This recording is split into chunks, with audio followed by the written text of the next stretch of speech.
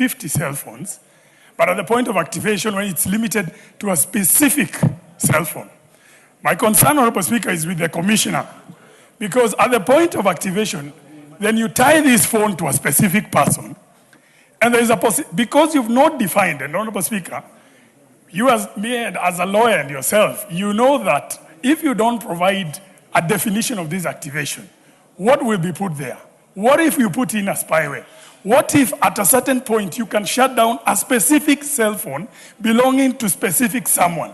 So, Honorable Speaker, for me, this section 35, I don't see the point to it, because to me the money is the same. So why are you changing it? Honorable Speaker, section 45, this is on the Tax Procedures Act. Now this one I don't want to belabor it because it was spoken about yesterday, the issue of agency notice, Honorable Speaker. And I just want, I hope the chair would be here, but the administration of fair hearing is a constitutional right. Even if you delete that provision, even if you amend it, the majority leader was here, Honorable Kaluma, they were very specific on how they think this has been abused. But it doesn't matter, it's been provided for under the Constitution. So even if you delete this provision, I can assure you somebody will go to court and this whole thing will collapse. So we might as well not play around with something that we both know is going against the Constitution, Honorable Speaker. Honorable Speaker, under Section 23, in the same act, Honorable Speaker. Now, this is on capital gains tax. Now, the threshold, whenever you have a transaction that derives value in Kenya, usually for capital gains tax is at the point of where you reach a threshold of 50%, Honorable Speaker. That is the standard within East Africa and quite a number of African countries. Now, this is lowering it, with this amendment, to almost 1%. If you look at our income tax, it provides it at about 20%. So, to me, what you will do is that you'll make all these investors who come to Kenya, and at times are exempt from this capital gains tax because the value gained in Kenya does not achieve the 50% threshold, all these people are going to go to our neighbors. So, who's losing? So, all those investment firms in Kenya, all those law firms that are working here, all those funds that work in Kenya, the insurance companies, all those are going to start losing business right here in Kenya. Now, Mr. Speaker, one of the things that yesterday, if you'll remember, and once again, I'm happy the Honorable Ruto was here because I believe he mentioned this issue. Taxes should be predictable. That's what the chair said yesterday. And any accountant, anyone who is in the tax regime says that taxes should be predictable. It means 5, 10 years. Anybody investing in Kenya should have an idea how the tax regime is going to be. Now tell me this, Honorable Speaker. 1.5% withholding tax on scrap metal, which the Honorable Mbadi, when he was highlighting the budget, mentioned right here. It's in this bill. Explain to me, Honorable Speaker, how predictable it is to impose a tax in 2024, to remove it in 2025, to bring it back in 2026. How predictable is that? In 3 years, you've changed the tax 3 times. Now, let me tell you what's going to happen. Some of these companies, Honorable Speaker, for me, I'm talking even about my constituency. One of the largest steel-making companies, Tonoka, is in my constituency. What it means is that they will have to start reducing the number of people who are working there. So it directly impacts the jobs that are there, Honorable Speaker. And I'll explain as I move forward, Honorable Speaker. Now, when it comes to raw materials, which I also used, Honorable Speaker, allow me actually to talk about coal first. We've now imposed 5% excise duty on coal, which some cement companies, some steel companies use. Now, that means, first of all, you should all know, coal is not available in Kenya. We import it. We import coal. So, in Kenya, now, at the current rate, we are at 9.5%. Uganda is at 1.5%. Tanzania is at 2.5%. All these countries are importing coal. Now, when you consider what has been happening, because, Honorable Speaker, coal is used as a substitute for energies. So at times, and you know the fuel prices, Honorable Speaker, some of my companies which have been using diesel, one of these companies in my constituency, when electricity was lost for 2 days, they incurred a cost of 3 million. Electricity in 2 days. Fuel, one of my companies uses fuel, about 248 liters of diesel per month for fuel in transport costs. So when diesel went up by 46 shillings, that's 11,408,000 per month. Now, even if that amount has reduced, you can prorate it. You can see the amount of expenses are there. And then you increase the cost of coal as well. Honorable Speaker, on raw materials, because raw materials, this has changed, especially in steel and other sectors.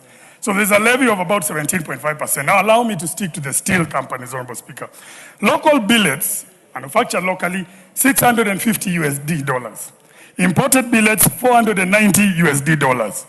The wire rods in Kenya, the taxes that are charged, you've seen those wire rods all around, is 47% tax in Kenya. Billets is 22%. When we go to Uganda, 1.5% Uganda, 1.5% Tanzania, 1.9% in Rwanda. So what does this mean? Honorable Speaker, it means the construction industry, everything is going to go up. So even in the affordable housing that we are talking about, by increasing these taxes, those affordable houses, the cost of constructing those very affordable houses, the prices are going to go up. Now, what does this mean, Honorable Speaker? The companies that are operating in Kenya, the cement companies, the steel companies, what they've done is that they're opening small operations across the border in Uganda and Tanzania, and the companies in Kenya stop manufacturing and become trading companies. Honorable Speaker, 25 steel milling companies from Kenya have left and have gone to Tanzania and Uganda, including one company from my constituency called EMCO, and even steel structures that have now gone to trading rather than manufacturing. These are jobs that have been lost right here in Nairobi, right here in my constituency, and it's because of some of these taxes that are coming up. So that means, Honorable Speaker, some of our companies have now become trading companies. Honorable Speaker, there is a provision for ESC carve-out goods, Honorable Speaker. This ESC carve-out is for goods that have originated within the East Africa community. By removing this specific carve-out, Honorable Speaker, we are violating the very same treaties that we have with our East African countries. So we are violating bilateral agreements that we have with the East African community. That means very soon, some of the privileges we have with trading with Uganda, Tanzania, and Rwanda, this is going to change. So why should our finance bill violate the ESC carve-out that was agreed bilaterally between all these countries, Honorable Speaker? Honorable Speaker, the issue of zero rating and exempt, we need to clarify. You know, we sit here and we say, we've exempted you from tax, we've exempted you from this, we've exempted. Honorable Speaker, we all know zero rating is better than exempt. So if some of these imported clothes, worn out clothes, we've moved them from zero rating to exempt, it means you cannot claim input VAT. And this is where the devil in the details is. That means the cost of those Mutumba clothes will go up. Finally, Honorable Speaker, when it comes to these rental houses, I'm a member of parliament from Nairobi. Embakasi West is full of rental houses, the entire constituency. Some of these people are foreigners. They are foreigners, they are non-residents, they are not here in Kenya. If you affect the cost of rental prices the way it's been discussed, it means you're increasing rents for all the people living in my constituency, Honorable Speaker. And for that reason, and many others, Honorable Speaker, adopted by the others, unfortunately, I cannot support this bill, and we'll be bringing a lot of amendments so that we can ensure we don't burden the Kenyans that are already. Thank you so much. Honorable members, I'm happy to listen to Honorable Monje because he spoke about 10 minutes without attacking anybody, without going outside script. He's done so well. If we did that, all of us, we'll have a very good debate. The Honorable Jachagua Mboka, this is your chance.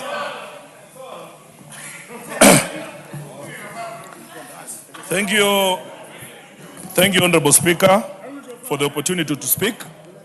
But first, let me make this clear, that we will debate in the way we deem fit and necessary, as long as it conforms to the laws of this House. So nobody should lecture us, Honorable Speaker, how to align our debates, how to debate, and on that, Honorable Soro, keep quiet. Honorable Speaker, I rise to oppose the Finance Bill 2026 in its present form. And let me say from the outset what this debate, Honorable Speaker, is not about. It is not about whether the state needs money or not, Honorable Speaker. Of course it does. Roads have to be built, Honorable Speaker. Hospitals must be stocked. And you know my pet subject of teachers. Of course, teachers have to be paid, teachers have to be hired, and police, and so forth, Honorable Speaker. My quarrel with this bill, Honorable Speaker, is how the government wants to raise the revenue, Honorable Speaker. When you read it closely, and not just in the headline rates, but in the schedules where the real work is done, this is a bill that will make life more expensive to ordinary Kenyans. And it does so quietly, Honorable Speaker. It's like cancer. It eats you quietly, but ultimately you are destined for death, Honorable Speaker. Honorable Speaker, my single biggest problem with this bill is that it hides price increases inside technical tax languages. Its favorite trick is to move essential goods from zero-rated VAT to exempt VAT. To most Kenyans, these two words sound the same. And of course, it's very mischievous, Honorable Speaker, of the government. They are not the same. And the difference is money out of pocket of the mwananchi. Honorable Speaker, when a good is zero-rated, the seller charges no VAT and still recovers the VAT paid on inputs. So the goods are truly free of the tax. When a good is merely exempt, the seller charges no VAT but cannot recover the VAT on inputs. So that tax becomes a cost of doing business and is passed on the consumers, who are the ordinary Kenyans, Honorable Speaker, and that is what we are saying. Life becomes more expensive. The life for Kenyans this time, this period, in this government has become more unbearable. So when the bill takes medicine manufacturing inputs, animal feed inputs, solar and lithium batteries, electricity buses, and even bicycles, Honorable Speaker, who uses bicycles? Are the common mwananchi, the small people down there. Every big person can afford a car. Honorable Speaker, clean cooking stoves and locally assembled phones and moves them from zero-rated to exempt.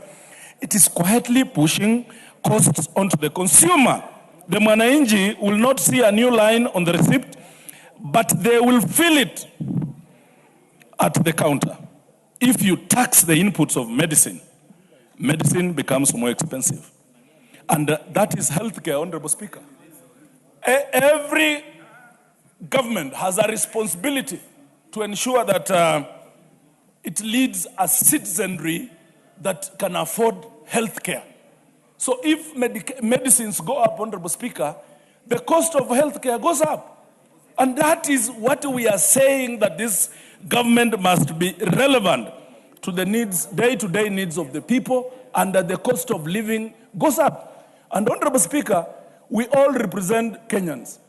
It does not matter whether you represent a Kenya Kwanza government, a Kenya Kwanza citizen, or a Linda Mwananchi citizen, Honorable Speaker. A Kenyan citizen is a Kenyan citizen. Honorable Speaker, if you tax the inputs to clean energy, the family trying to leave charcoal and kerosene behind pays more. This is why I call this a cost of living bill. It does not shout. It does not raise headline VAT rate. It raises the cost of living through the back door. And honestly, Honorable Speaker, it kills slowly, but ultimately, mwananchi goes down. I come from a sugarcane farming region, Honorable Speaker. And this now tax are applicable to sugarcane transportation. And Honorable Meli knows this, Honorable Speaker, because at the end of the day, if this one is introduced, Honorable Speaker, the manufacturers will pass this cost to the consumer, Honorable Speaker. We are still struggling with the prices, the tonnage prices that have been lowered by this government, Honorable Speaker. Whereas cost of living is going up, the tonnage, the cost of per ton, Honorable Speaker, for sugarcane is going down. Where on earth, Honorable Speaker? Where on earth? Only an insensitive government that does not respect itself goes through these things, Honorable Speaker.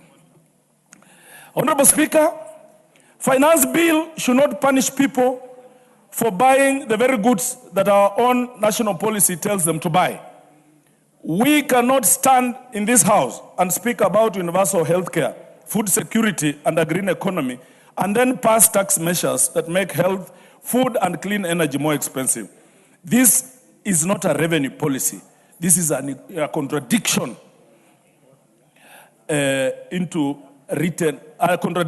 written into law, Honorable Speaker. Honorable Speaker, I'm equally concerned that this bill taxes the digital economy in a way that lands hardest on small people.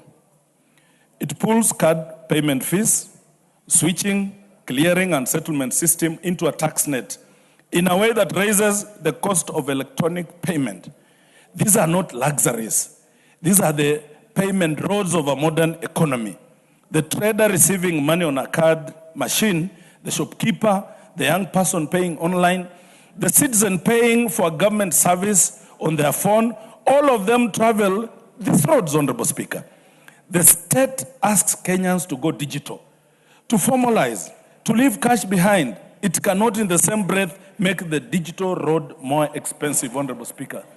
Who uses this digital platform, Honorable Speaker? They are young people. These are young people who probably just sit at home, who make a living, Honorable Speaker, out of the digital platforms. Some of them work at night. So when you make it more expensive, whom are you punishing? You are punishing the very mwananchi you promised that you will lift them from the bottom to up. And it has become now from bottom to bottom and to the bottomless bottom, Honorable Speaker. Honorable Speaker, and then there is a phone. The bill proposes a 25% excise duty on mobile phones, charged at the moment the phone is activated, Honorable Speaker. The phone is no longer a luxury in this country. And you know it. The phone may be a luxury to senior people in this country because you just need to call and receive. But for young people in this country, Honorable Speaker, the phone is a way to earn a living, Honorable Speaker. It is how a young person looks for a job, how a student learns and receives their notes, Honorable Speaker, work on their assignments, Honorable Speaker, how a farmer checks the market, how a mother sends money, how a citizen reaches e-citizen. To tax a phone at activation is to tax the very doorway into the modern economy. It will be felt by students, job seekers, border borders, by small traders, and by ordinary families. If the real concern is luxury handsets, Honorable Speaker, then tax the high-end taxes, Honorable Speaker, and leave alone these young people who cannot deal with their issues. Honorable Speaker,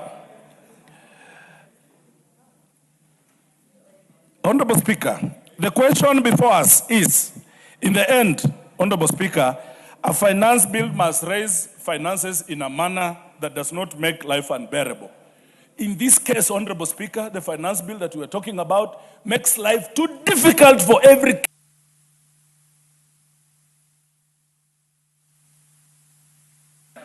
All members, you agree with me that I've given 4 chances this side and interrupted. So I'll also give this side another 4 chances. Then we come back this side. And I have to be fair to the House. I must be fair to the House. And it doesn't matter what you do on that matter. Because I've decided that's what we're going to do. So this side, we're going to have another 4, then 4 this side. So, can I get from the list I have here, the first one on this side is Honorable Marianne Keitany.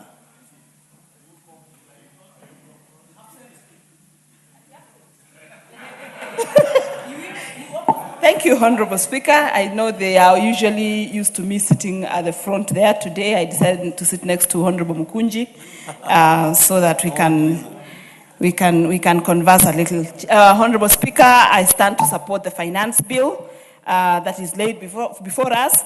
And the first aspect I would like to bring on the finance bill is the issue of exempt and zero rating of certain items, especially the items like the locally assembled, manufactured mobile phones, electronic buses, lithium-ion batteries.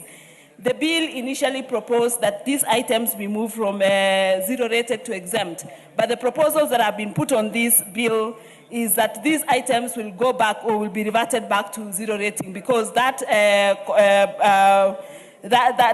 proposal had been given in the Finance Act of 2023, and that therefore promotes this particular industry and ensures that these items continue to get more traction in the market, and therefore they become very affordable. The other issue I'd like to raise on this finance bill is the gratuity period that had been raised for people who are earning or who are on 3-year contracts. Initially, the bill proposed that gratuity be zero rated for a gratuity be paid to be exempted for employees who are on gratuity or about it was open for everyone. But for now, we've said that gratuity be charged on employees who are on a 3-year contract. And this would then propose that even for those employees who are on a 1-year contract, that can be proposed in the Committee of the Whole House, that employees who are on a 1-year contract can also benefit from the gratuity. The other issue that I would like, and I like to bring out here, is the issue on the scrap metal.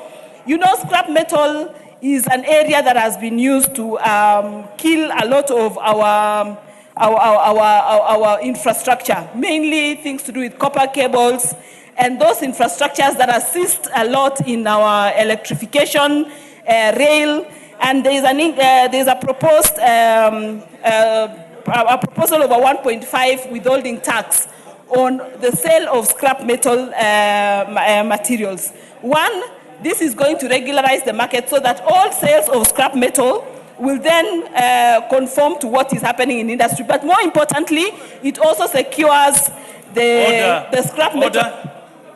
Could we listen to the Honourable Member for Alda in reasonable silence? Thank you, Honourable Speaker.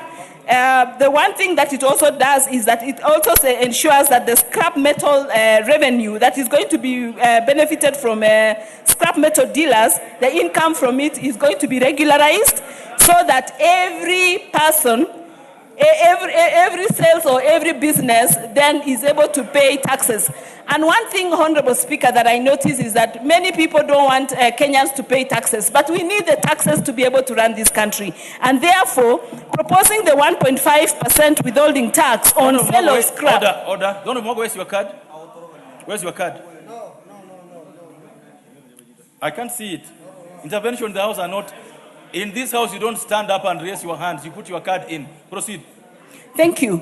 Thank you, Honourable Speaker. So the 1.5% on tax will also avoid and reduce revenue leakages that have been happening within the industry, because we want every Kenyan to be able to pay tax and be able to use the taxes, or the taxes be used to grow our economy and do the businesses or all those expenses that we put under the Committee of Supply, because we've already said we want to build roads and want to do many other things. The other issue, Honourable Speaker, is the issue of exemptions of many businesses that we are removing from tax zero rating to tax exempt. That basically is to help in the budgeting so that this budget deficit that we've had. What is out of order? Thank you, Mr. Speaker. My concern, is it honorable for the Honorable Member of Parliament to insinuate that scrap metal dealers deal in stealing copper wires and railway, whatever you affecting the infrastructure. We have genuine traders who are conducting this business in the scrap metal business. You cannot insinuate that you are imposing a tax because those people deal in stolen goods and stolen infrastructure. It is I'm point of debate, in my opinion. I'm sure you got a chance to debate that particular point. Please proceed. It's a point of debate that you can debate when you get a chance to debate. Go ahead. Thank you, Honorable Speaker. The issue I was dealing with is issues of vandalism that happens in that sector.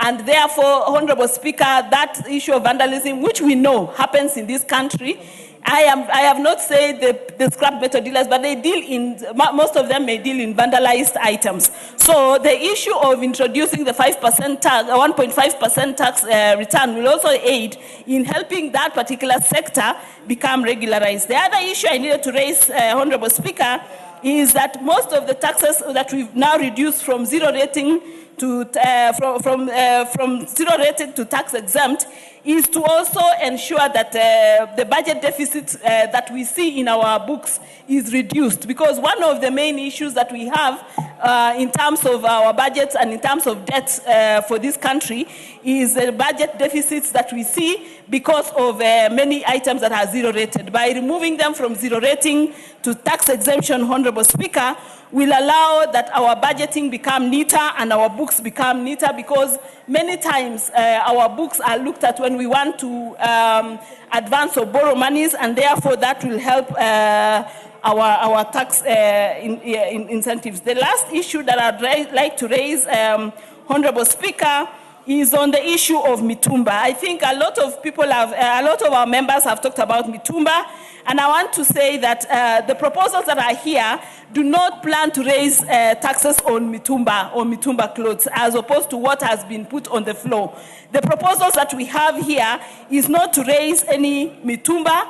It is an issue that was raised by the sector, the association, but the committee also proposes that sector, we don't, the mitumba, the taxes that were supposed to be levied are not levied on the mitumba items. So we do not expect any price increase on mitumbas as proposed or as mentioned in the House. I thank you, Honorable Speaker, and I support. Well said. The Honorable Soro, go ahead.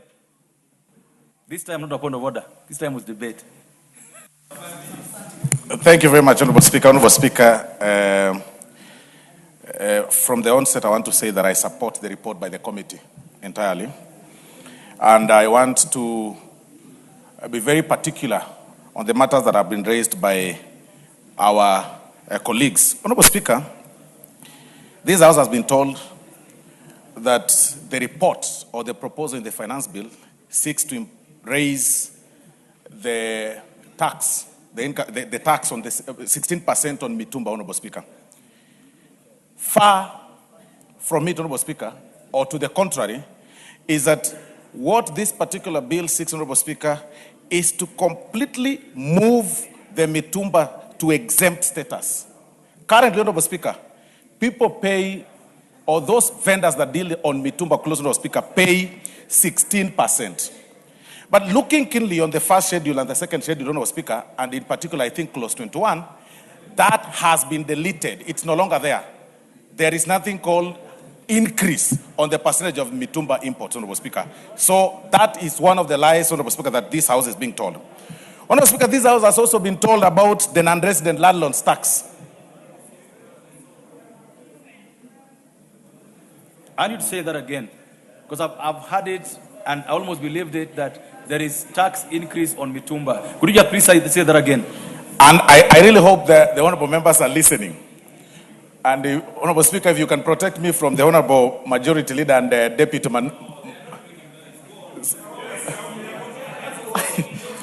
I don't know what the Deputy Minority Leader is confusing the Majority Leader, because I think he needs some lessons.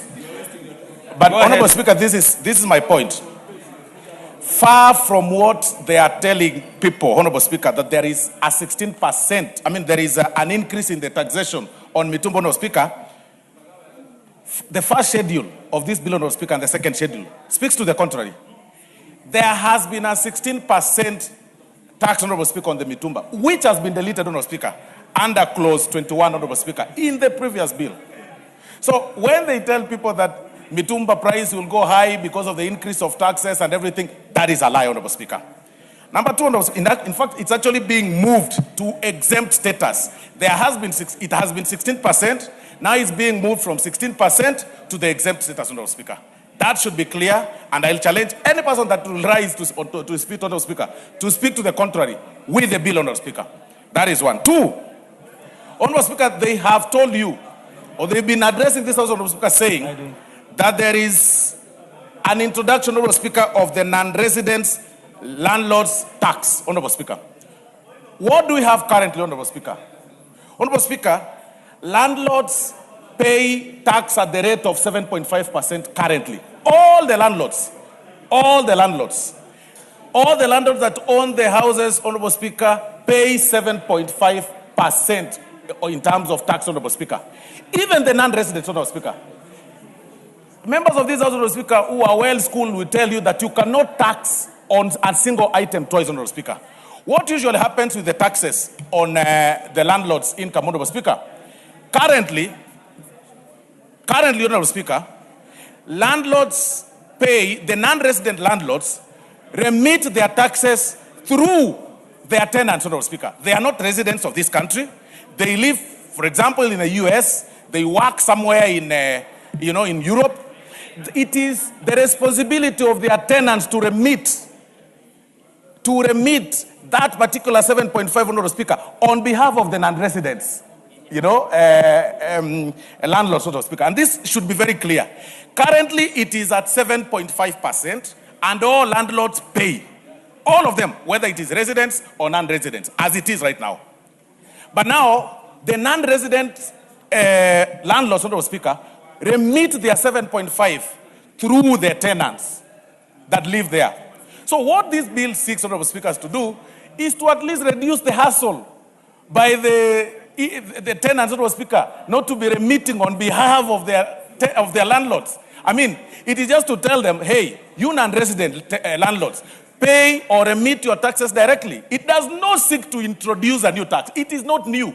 I mean, Honorable Makali Mulu, you can inform the House honestly that you cannot tax a single item, twice. It is not practical, it's not possible. It is simply realigning the structure of payment from the tenants to the landlords, Honorable Speaker. Honorable Speaker, there is also an issue that has been raised here about the gratuities, Honorable Speaker. This bill, Honorable Speaker, seeks to exempt employment gratuities from the income tax. And Honorable Speaker, it's very particular. Provided that the service contract covers a continuous period of at least 3 years. Honorable Speaker, honestly, why do you say reject something like this? How do you tell people that you are on contract, your gratuity is is being remitted? Of course, you pay income tax on your gratuity after serving 3 years. This bill seeks to exempt them from that. You are telling them we are rejecting this. Are we being fair? We are moving, Honorable Speaker, to the next step, which is the committee of the whole House, Honorable Speaker. If any member here has an issue with that particular clause, Honorable Speaker, the only thing you will have an issue with is the reduction of that 3-year period, say to 2 years or 1 year, so that even those who are within the 1-year cap can be able to benefit from this. You can't just say, we reject this. How do you just reject a proposal of such nature, Honorable Speaker, when we seek to protect those people who are on contract, Honorable Speaker, from remitting income tax? So, Honorable Speaker, there are so many things, Honorable Speaker, that I'm saying here, Honorable Speaker, that are all lies, Honorable Speaker. What this particular bill, Honorable Speaker, is also seeking to curb lifestyle assets by imposing a 50% excise duty on the excisable value of antique, vintage, and classic vehicles that are worth above 10 million. That at least, sort your bliss. Even as you bliss around the country, sort it. So, Honorable Speaker, looking at this bill, and I invite my colleagues to read. Because what my colleagues are doing, Honorable Speaker, in this House is dancing to the tune of an old song, which is long gone. That our work is just to reject. Honorable Speaker, that is no music anymore. That is not music anymore. Introduce something new. Challenge and say, this is not workable. Let's work on this. But just saying reject, Honorable Speaker, and you are speaking to yourself. You are dancing to old music of 1980, Honorable Speaker, and nobody is listening to that guitar, Honorable Speaker. It is already long gone. This is the best proposal, Honorable Speaker. It is going to save this country. It's going to help the people, Honorable Speaker. Unless you want a tenant to remit taxes on the behalf of the non-resident, like Honorable Mbui was saying yesterday, Honorable Speaker, then, I mean, you want to continue adding the hassle by the tenants, Honorable Speaker. Let's be reasonable. It is one thing to oppose, but it's one thing also, it's another thing to be factual and place things on the table as they are, Honorable Speaker. Give us the best proposal. You are saying the gratuity should not be 3 years. Bring a proposal in the afternoon when we go for the committee of the whole house or tomorrow or whatever time that will be going, Honorable Speaker, and just say, okay, fine, reduce that income tax remittance, the exempt, from 3 years to at least 1 year contractual people, not just saying reject. With those many remarks, Honorable Speaker, I beg to support, and I know Honorable Kalasinga has learned something. At least I've read for him. Thank you very much. Well said, the Honorable Cynthia Muge.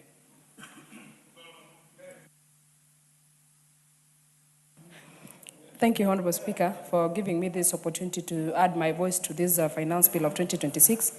And Honorable Speaker, allow me to acknowledge the committee that has been able to sit through this very important document for a good number of days and the suggestions and recommendations that they have given. Honorable Speaker, I'm happy to see that the committee actually went through most of the proposals that were brought to its attention and most of the lobby groups that were able to actually look into the matters and the issues that were raised under the finance bill, and they have been able to make comments in regards to the same. Honorable Speaker, I also want to acknowledge and be able to support the very progressive parts of this finance bill. If you have had an opportunity to look at this finance bill, you will realize that it has a lot of progressive parts, and it also has some parts that need to be looked into. Honorable Speaker, most of the time, the parts that need to be looked into normally overshadow the parts that are really progressive as provided into this finance bill. Honorable Speaker, if you look at the whole agenda and the whole objective of this finance bill, you can be able to see that it is trying to enhance the issue of tax administration. And Honorable Speaker, if you look at the specific articles of this particular, clauses of this particular finance bill, you will realize, Honorable Speaker, that there are other wins for Kenyans that have been listed here. And Honorable Speaker, because I do not have the time or the luxury of time to be able to look into each of the clauses, I only want to speak to some of the issues, Honorable Speaker, that I have noted and I have been able to appreciate. Honorable Speaker, allow me to speak to the issue about the tax exemption on loans that have been taken for purposes of building houses or buying houses, Honorable Speaker. 360,000 Kenya shillings, Honorable Speaker, is not little money. It is a lot of money for someone who gets an exemption when they're trying to get a place for themselves so that they can be able to live. And you can be able to see that in Clause 10, Honorable Speaker. You also look at the introduction, Honorable Speaker, of a pre-populated tax return system. Honorable Speaker, most of the people and most of the business people that sometimes operate in these spaces, they do not have the technical know-how of what is needed of them or what they do is described as. And Honorable Speaker, this particular finance bill is actually introducing a pre-populated tax return system. Honorable Speaker, that will make compliance of tax returns better for the people who do business and even for the people who need to file their returns, Honorable Speaker. And that is highly appreciated from this particular finance bill of 2026, Honorable Speaker. That also ensures that we have efficiency and we also have reduced the tax compliance issues that we have been dealing with for a better part of our lives, Honorable Speaker. Honorable Speaker, we also have a very interesting provision here. It has been able to exempt excise duty on bottled water. You know, Honorable Speaker, most of the time when you buy bottled water in the shop, you wonder why you have to pay that amount of money around there. And Honorable Speaker, this finance bill has been able to address that issue that most Kenyans have been raising most of the time, Honorable Speaker. Again, Honorable Speaker, if you look at Clause 3, it has spoken to the issue of exemption of gratuity payment from the people who are retiring. Honorable Speaker, a lot of years previously, people who are benefiting from gratuity have had to pay a second tax on the same. And this finance bill, Honorable Speaker, is explicitly clear that we cannot continue taxing gratuity. And Honorable Speaker, this is a plus for the people who are retiring or the people who have been rendering services in this country. They can get their gratuity without being taxed a second time. That, for me, Honorable Speaker, is a plus to the Kenyans in this country, Honorable Speaker. Honorable Speaker, I have had a lot of discussion regarding to clause number 4, that is speaking to issues of introduction of non-resident rental income tax, Honorable Speaker.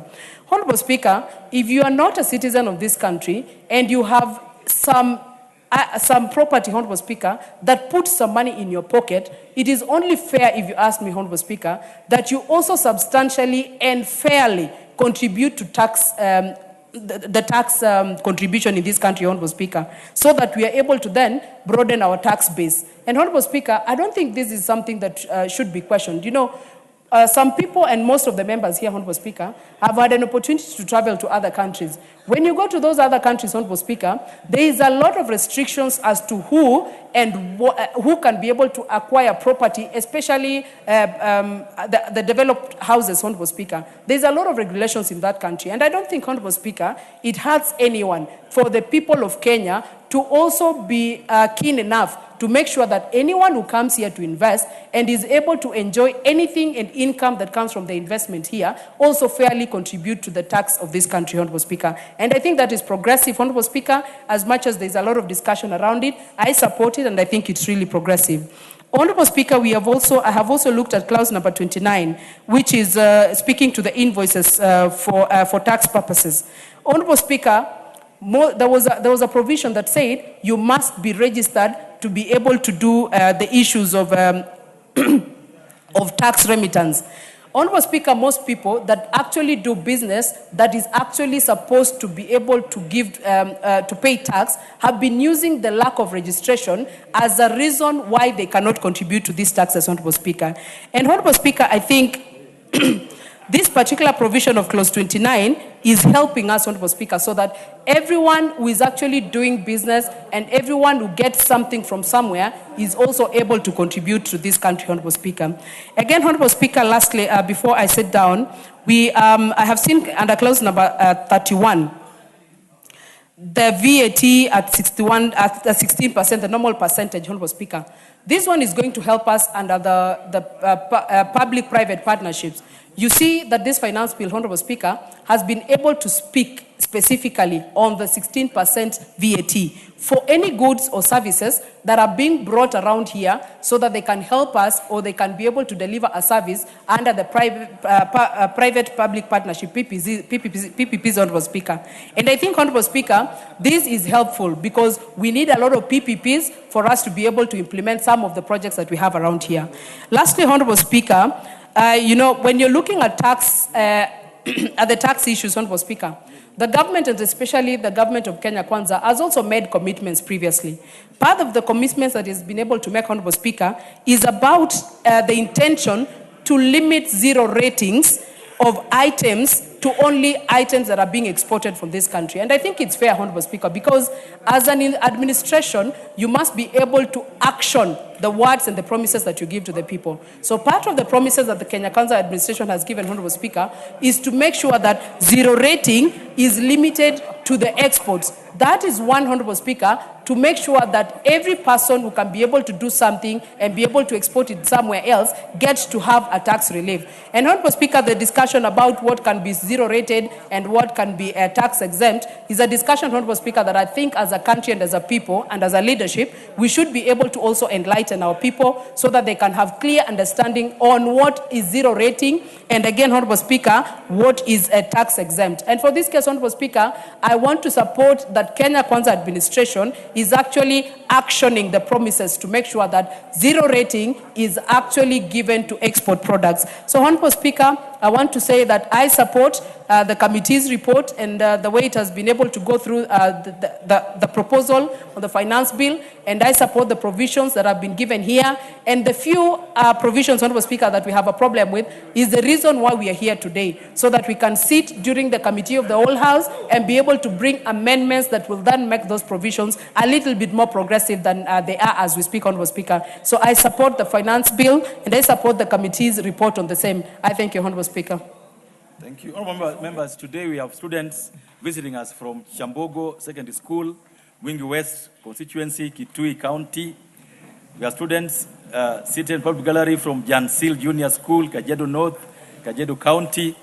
We also have students from Al Ansaru Nursery and Primary School, Kamkunji constituency, Nairobi County.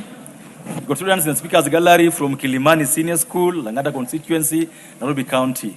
They are all welcome to all our proceedings this morning and to participate in what goes on, to see what goes on in Parliament this morning and in the afternoon. Thank you. Next, of the last four would be the honorable member for Tinderet. Then we come back this side for another four. Thank you, Honorable Speaker. Honorable Speaker, I rise to support the finance bill.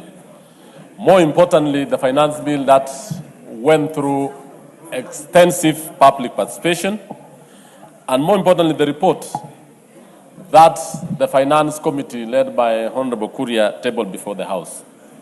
Mr. Speaker, when the finance bill was first read in the House, it had very serious issues, which I want to tell Kenyans. The Committee on Finance went through and met Kenyans, met institutions like the Institute of Certified Public Accounts. They met manufacturers. They met individual Kenyans who raised a lot of concerns which were actually in the bill. Honorable Speaker, the committee, in its wisdom, managed to listen to the issues raised by Kenyans. And I want to tell members here that it could be improper, Chair, it would be improper to actually read the initial finance bill tabled in the House without proposals from the committee.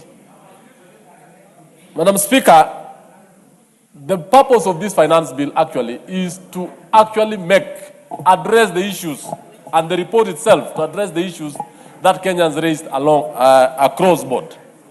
The Finance Committee, led by Honorable Kuria, moved across over 13 counties. And they met, they listened, and finally tabled a report in the House. And it will be proper, Madam Speaker, to ensure that as members discuss this, we ensure that we discuss the finance bill and also discuss the reports and the proposal contained in that particular report, so that we have an informed view of what we are telling Kenyans.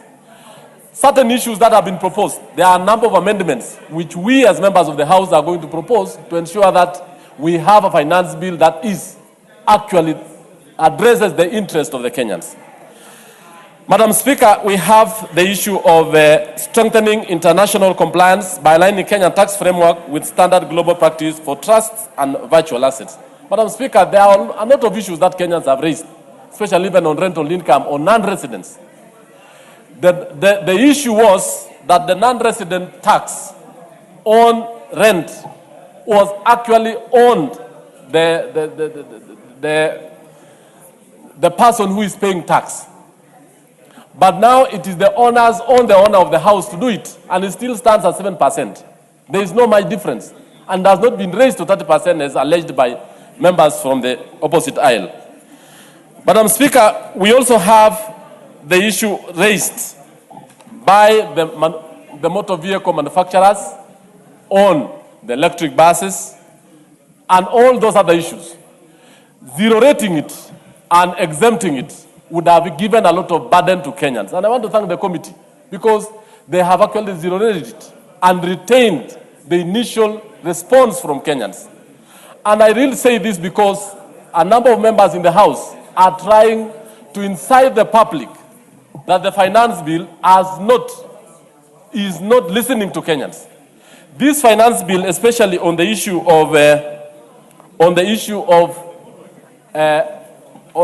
raised, especially the issue of batteries, solar batteries, locally assembled phones, electric vehicles, have all of them be zero rated, but they are not being exempt because we don't want to burden Kenyans anymore. And this is something that everyone needs to know that. And this is a proposal that has been placed before us. And I'm asking members from this House to support the proposals of the committee. Honorable Speaker, we have business groups. They raised alarms that rigid 60% dividend distribution. There was a proposal in the tax bill that any dividends that has been raised by companies, if there is an issue that it is not distributed well, and the monies that is remained was presumed to be profits, it will be taxed. But the committee made a very, very important decision to delete the whole of it. And I've seen members here holding on to something that has been deleted completely. I want us to know very well that the proposals that his house has made are for the Kenyans and for the good of Kenyans. And when we sit here as members of this house, we are not about to tax Kenyans on certain issues which are not there. Honorable Speaker, professional bodies raised a number of issues, and I want to say this. They strongly objected to the removal of the weekends, the public holidays, and all that on tax objections, and the committee listened to them. And those are some of the things that I want us to discuss and look into it. Madam Speaker, we have also the issue of zero rating the tax status for the green energy items, and I've said that, locally assembled vehicles, phones, and the rest. We have also the issue of adjusting the filing of deadlines to give individuals practical windows. Actually, this one was a very wise decision. It affects all of us. It affects Kenyans in every sector. And by reducing that, it does not put Kenyans on strict issue deadline, especially when you are filing your tax returns. Madam Speaker, we have also the issue of Section 29A to the Tax Procedures Act and safeguard legally requiring the Commissioner to fully disclose third-party data sources used in assessment. This one has actually been done away with. And this one was trying to invade into the privacy of members and privacy of Kenyans. And I want the members to really look at what the committee has done very well, so that as we critique and have a better finance bill for the House, we have a balanced view and tell Kenyans. It is not about this House to incite Kenyans and tell them things that are not in the finance bill, and things which have already been corrected by the committee. It has been corrected by members.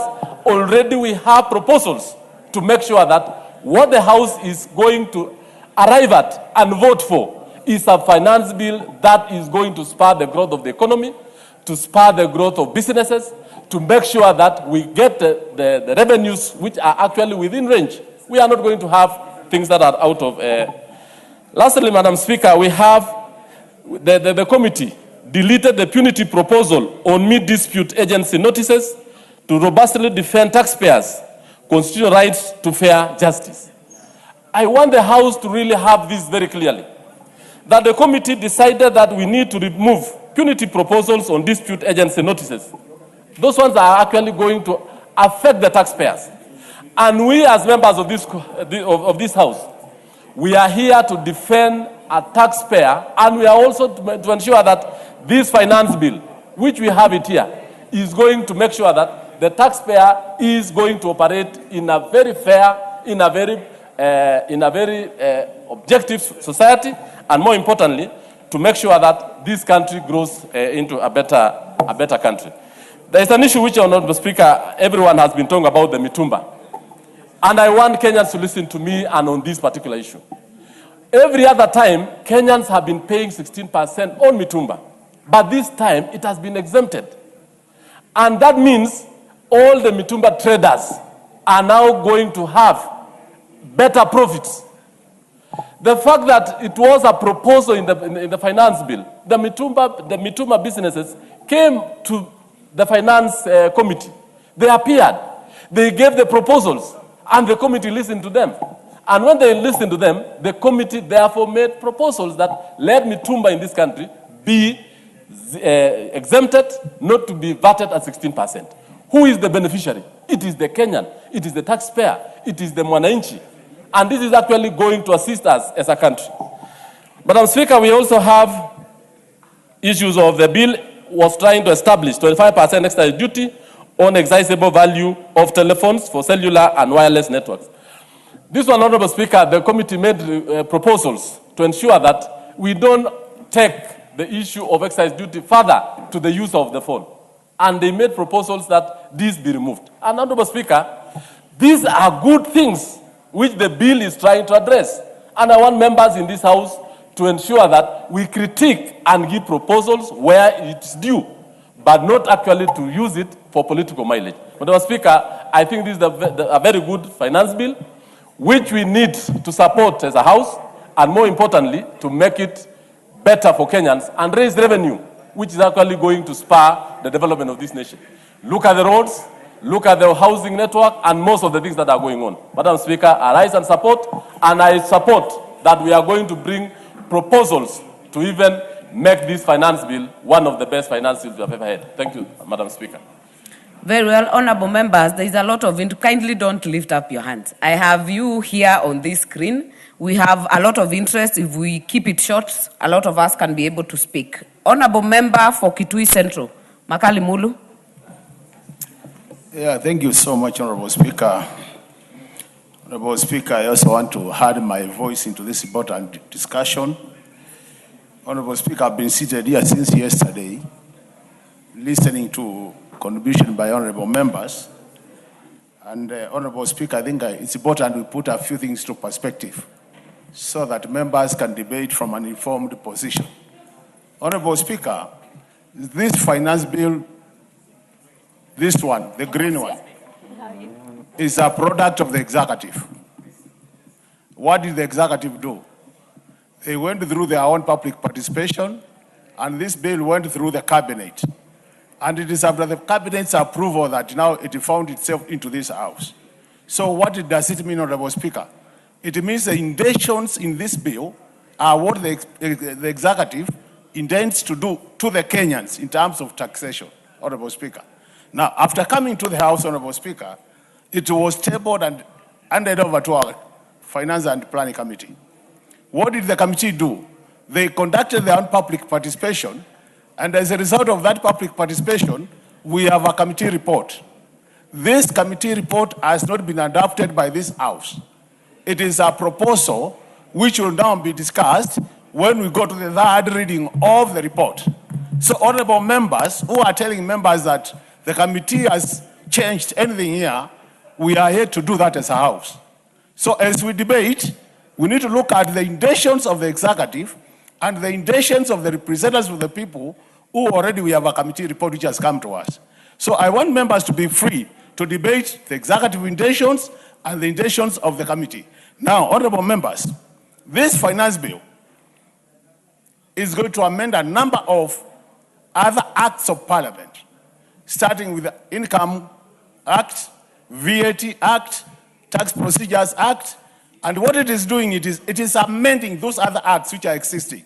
So on the basis of that, for you to appreciate what is in this bill, you need to look at the original bills. And unless you compare the two, you are not likely to get it right. Honorable Speaker, it's important to remind the honorable members that this country has a document called Medium-Term Revenue Strategy, which provides a roadmap in terms of what we do with our revenue collection. And it's important you look at the macro environment under which we are operating. And that is the document which provides that environment. In that document, it is proposing that as we move to the future, it is important we move VAT from 16 to 14. And once you look at that document that way, then you realize that there are areas where we could have done better. And I want now to go to the document and put some comments, Honorable Speaker. Where this economy is today, Honorable Speaker, any government which cares about the economy and the growth of the economy is a government which should be thinking about putting more money into the pockets of people or allowing businesses to have more cash flow so that on the basis of that, Honorable Speaker, then you can grow the economy. Otherwise, in a situation where you are taking more money from the pockets of the Kenyans, or you are restricting businesses in terms of cash flow, then you are not doing this country, you are doing the country a disservice. Honorable Speaker, I want to comment on a number of clauses. And for me, the punchline, Honorable Speaker, is where we are talking about putting people into the pocket, money into the people's pocket. And any proposal, Honorable Speaker, which is not putting money into the people's pocket, Honorable Speaker, then it's a proposal which should actually be rejected. The first one, Honorable Speaker, when you look at the bill, Honorable Speaker, initially, people would want to claim tax refunds on bad debt after 2 years, Honorable Speaker. What has this bill proposed? It is proposing that you push that, Honorable Speaker, to now 3 years. The only reasoning behind reducing the period from 3 years to 2 years, Honorable Speaker, was to push more cash to the businesses in terms of cash flow, so that they're able to do more activities. Now, when you extend that to 3 years, Honorable Speaker, automatically, Honorable Speaker, it means then business will not have enough money, and then they will have cash flow challenges. And as a result of that, Honorable Speaker, then you will be restricting the economy you want actually to grow. The second point, Honorable Speaker, which is critical. If you look at the clause talking about moving items from zero rating to tax exempt, Honorable Speaker, a number of items have been pushed under that clause, Honorable Speaker, and that is clause 31.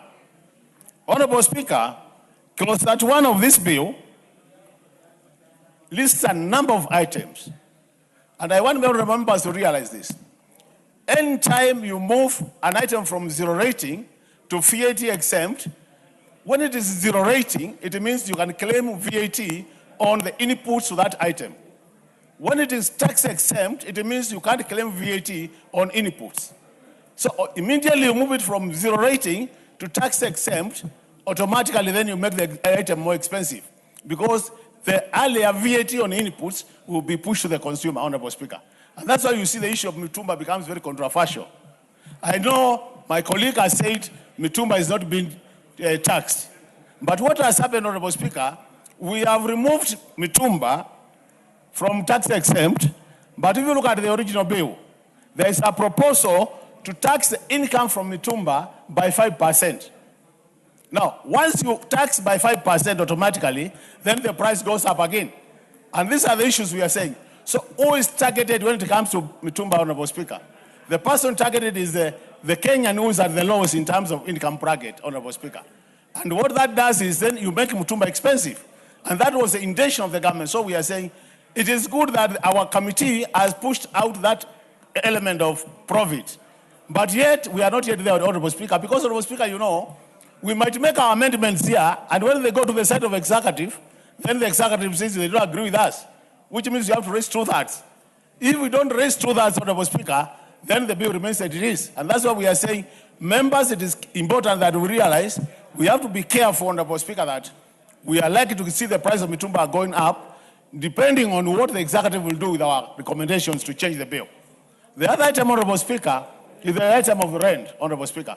We do agree that we have been paying rent at a uniform rate of 7.5% tax. Now, what this bill proposes is, if you are an non-resident, you will be able to pay 30% of the income which comes from that rent. The question is, I'm non-resident, but my house is in Kenya, or my mall is in Kenya. So the people using this mall or my house are Kenyans.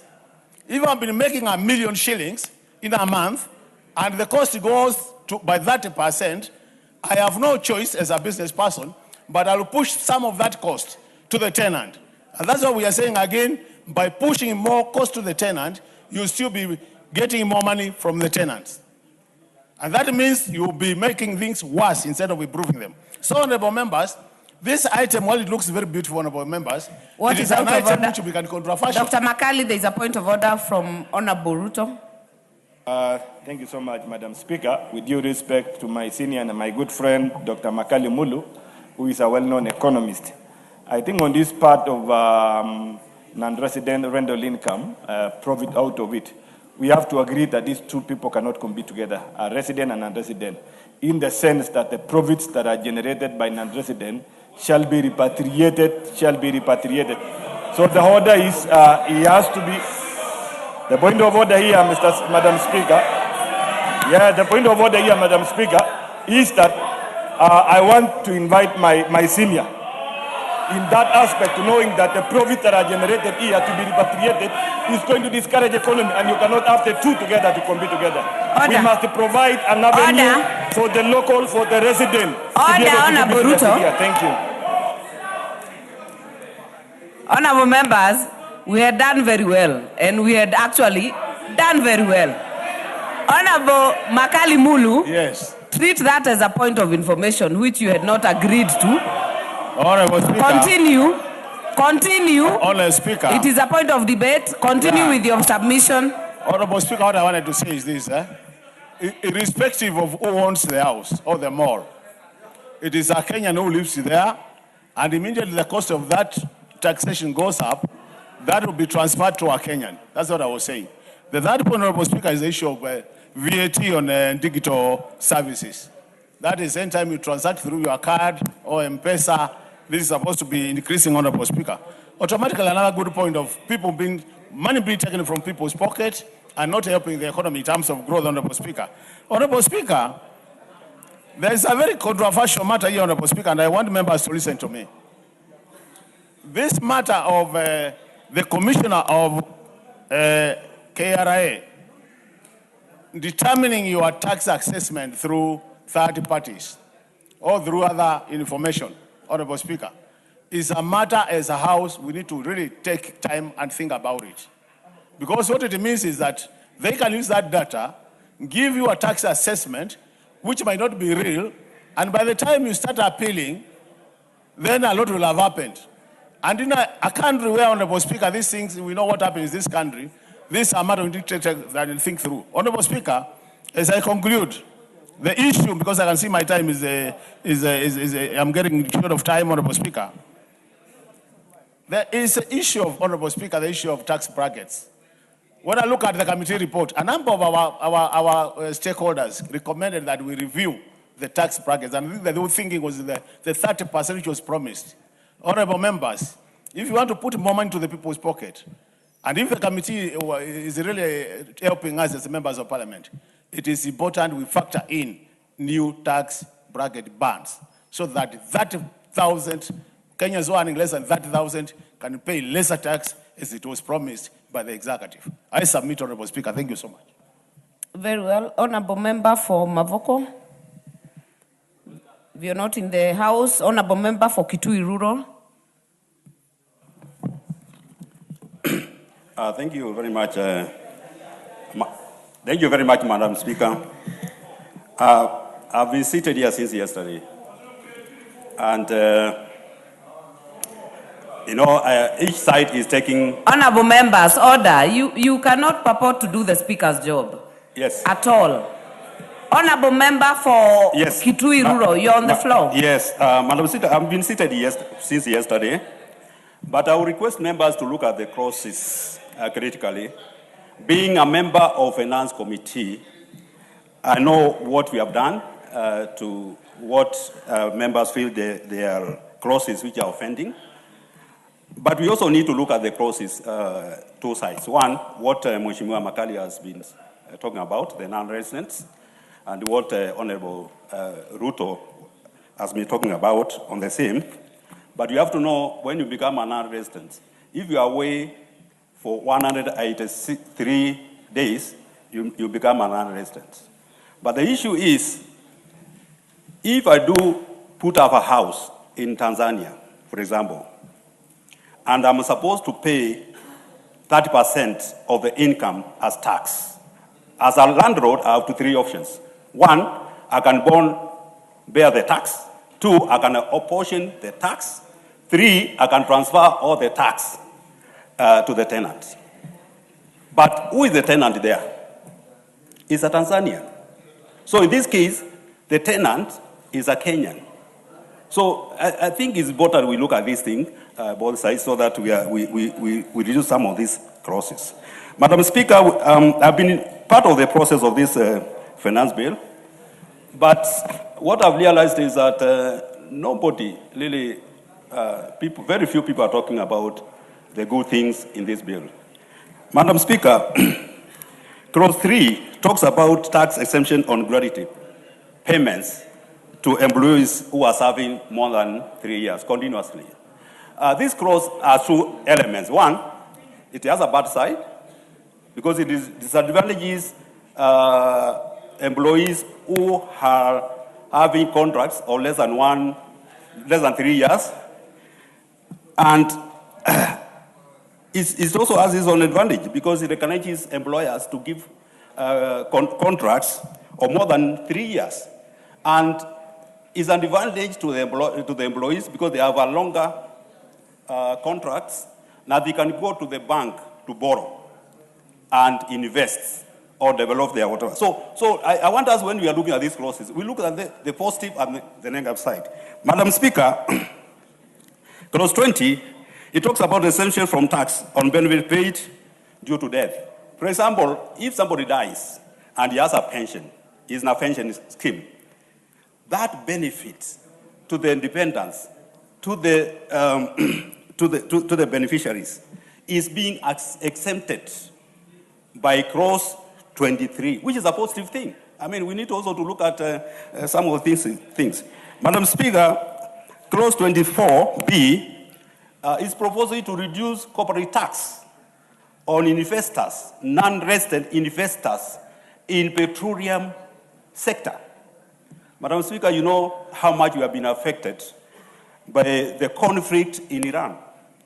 If we encourage investors from outside to explore and refine our oil in Turkana, the crisis which this country has been facing in terms of cost of fuel will not be having it. And we are going to create jobs. Because if we have fuel, then we are going to have petrochemical industries. And we create jobs. So that's what I'm saying. When you are looking at these clauses, let's look at them negative and also positive. Madam Speaker, the issue of betting, 20% tax on betting winnings, it has negative and positive side because it is trying to deter gambling.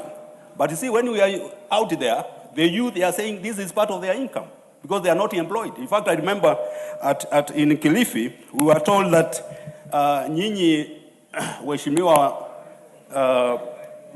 mmekunjwa, so you cannot do anything. But you have to know we are earning income from this. So it has its negative and the positive side. Mr. Speaker, Madam Speaker, on the issue of tax amnesty and what members have been saying, allowing the principal tax to be paid by that 1st of December. Now, the proposal is if you pay your tax, principal tax, by end of that 1st of December, then there's a waive for penalties and interest. And this one will ease the cost of doing business because, most of these tax issues have been in court, and therefore business can be able to do businesses. Madam Speaker, there's also a proposal to increase free threshold from $300 to $2,000 to enable the people who are coming from outside. If you are from outside and you are coming, you can now bring goods worth $2,000 without being harassed by KRA in the port. Is that a bad thing or a good thing? So, so Madam Speaker, I think it's important also. But however, there are also clauses which are offending, and as a committee, we have looked at them, and we have proposed amendment to these clauses. One of them is the proposal of 6% minimum threshold for undisputed dividends. Meaning what? Meaning, if you don't dispute your dividends, KRA will assess you and say 60% undisputed, you should dispute it. And therefore, they will tax that one. And therefore, that one is interfering.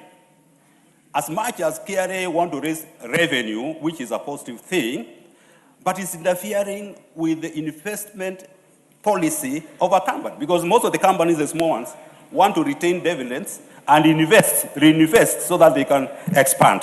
Madam Speaker, close to 2018, the issues of filing taxes, whereby those who have new returns, they are supposed to fill in 1 month. After the end of the financial year, they are here. And this is to fill for 4 months. The good thing with this is that government will get taxes early. 2, the companies and the audit firms will be able to employ more people. Look at that. But it's also a cost to the business, because hiring people to do that, the audit firms will be overworked, and there may be issues of errors in terms of when we are doing the calculations.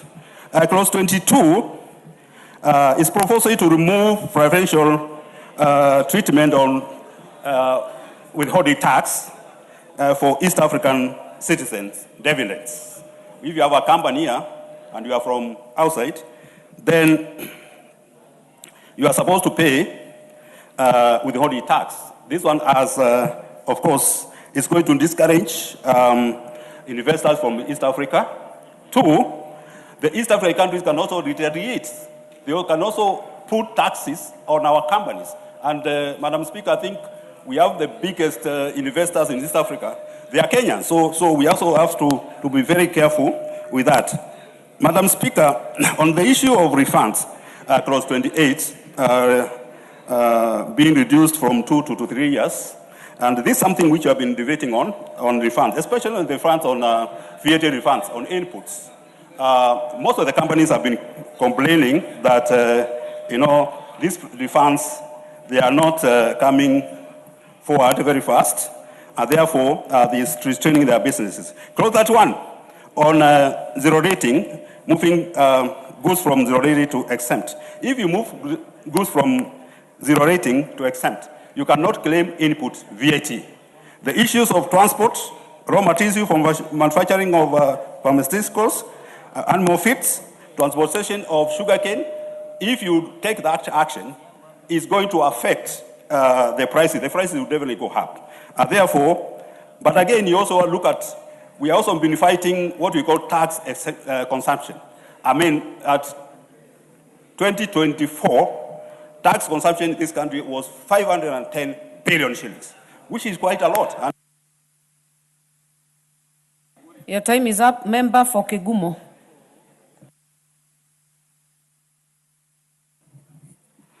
Thank you, Madam Speaker. And I want to rise and initially oppose the finance bill as it is. And I think one of the things that we've had here a lot is the issue of the 30,000 that was promised by the executive. The people who earn 30,000 shillings per month, who constitute about 50% of all salaried workers. And among the taxes that the finance bill deals with, and I know, is the Income Tax Act. And we've not seen that anywhere. So it's very important that we point out that of all the promises that keep being made, that is another unkept promise that was made by the executive. I'll start by the issue of tax exempt and zero rating. And a lot of people do not understand this. And a lot of our people, and I think it's very important for people to know, once you hear a tax has been moved from zero rated to exempt, it basically means that item will have 16% more because the person who's selling you the item will not be able to claim input VAT. And input VAT comes from, among other areas, power, electricity, your inputs. And so when we hear that the proposal for the finance bill is to remove that for pharmaceutical products, it basically means that our medicine, and you know, well, Madam Speaker, that SHA is not working. What is out of order? Medication becomes more expensive. Hold on, Honorable Member from Kegumo. Point of order, Speaker. We know very well the function of this House, apart from legislation, is to make laws. When the member who is on the floor alleges standing order number 83, Standing order number 83, shut up. When a member alleges that promises have not been made in this finance bill, while it is the function of this house to make laws, then what are you saying? Are you saying that you are impotent in your function? So our point of order is, don't bring allegations while it is the function of this house to make laws, and that is why we are discussing about finance bill. So if you want to introduce amendments, and you support them. If you have the Honorable member for Soy, you have made your point, but I do not hear exactly what is out of order.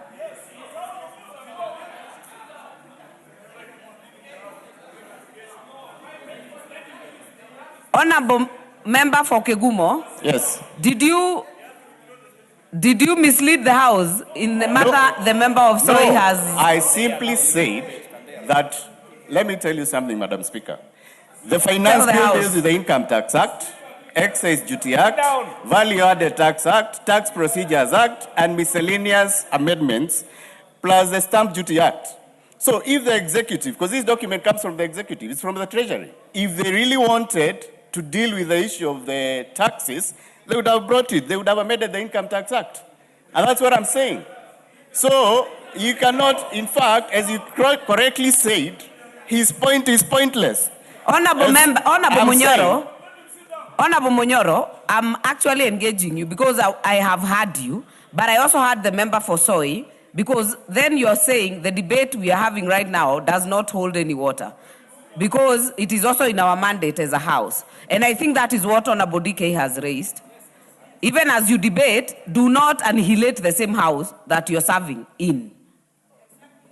Thank you, Madam Speaker. I think it's an issue of misunderstanding. I will bring the amendment. You support it, Honorable DK. But you can't say... That is in order. Please continue with your submission. Yeah, that if the And all of you, honorable members, Honorable Amboka, you're shouting that someone is shouting. Everyone is shouting. And sometimes even the speaker is not able to hear exactly what to rule on. Can we just be having decorum? Let us hear the member for Kegumo. Please protect me from Honorable DK. I'll appreciate. Again, a lot of English was used on this issue of funds. And I remember the CS for Treasury visiting shops in downtown Nairobi, explaining to people why they were consolidating those taxes. And I think our people are really not interested in what tax is where. What he should have explained is whether if this tax is consolidated, the fund will be cheaper or more expensive. That is the only point that Kenyans want to understand. So we've been taken round and round and round from excisable, Osoro, I'm an expert on this thing, my friend. I understand it. We've been taken round this thing, and we are being told that now it will be cheaper. But if you look at the cost of the phone, once it's at the shop, first, how will they collect the money? Because if I buy a phone right now and give it to my mom in the village, and then once she activates it, she's told she owes money, who will pay that tax? And I think it's very important we be honest with our people.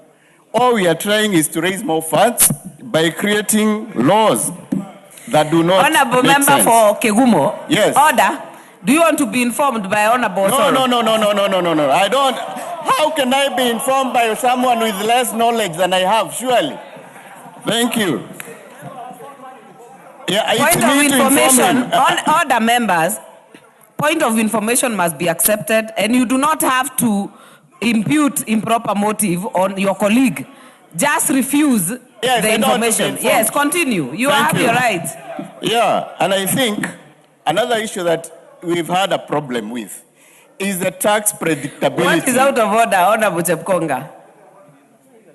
Madam Speaker. And make it a point of order. Madam Speaker, I rise pursuant to Standing Order 83. Madam Speaker, Article 117 of the Constitution is very clear. There is freedom of speech. You don't need to shout at anyone. You don't need to be hostile to people. You just need to be friendly. We are... What is out of order, Honorable Chepkonga? Madam Speaker, I am speaking on issues of accuracy, Mr. Speaker. Madam Speaker. Madam Speaker, the Honorable Manyora is my very good friend. And he knows I'm his good friend. He knows also He knows also, Madam Speaker. Honorable members, I want order, Honorable Chepkonga. Do not shout across the aisle. Honorable members, you cannot, I have already said that, you cannot be shouting. But honorable members, my screen is full. So many of you want to contribute, but we keep wasting time on non-issues. Honorable members, if you rise on a point of order, make it a point of order. Yeah, Honorable Chepkonga, you've already taken 1 minute. You've not said what is out of order. Continue, Honorable Manyora. Thank you, Madam Speaker. And please add me that time that has been taken away from my contribution. I wanted to say that we've had excise proposal of removing or changing the tax on ceramics from 50 shillings per 500 kgs to 50 shillings of the excisable value. And I think that also increases the cost of building. And I know as we continue saying that we are trying to protect the common person, we cannot obviously be taking more money from their pocket as we continue bringing new tax measures. The other thing that has brought a lot of contention here is the removal of VAT on clothing from 16% to exempt. Again, it just means that if you sell clothes, you won't be able to claim your tax. And that also means people will pay more. And this, Honorable Speaker, you remember, is we've been increasing taxes throughout this regime from when we started in 2022.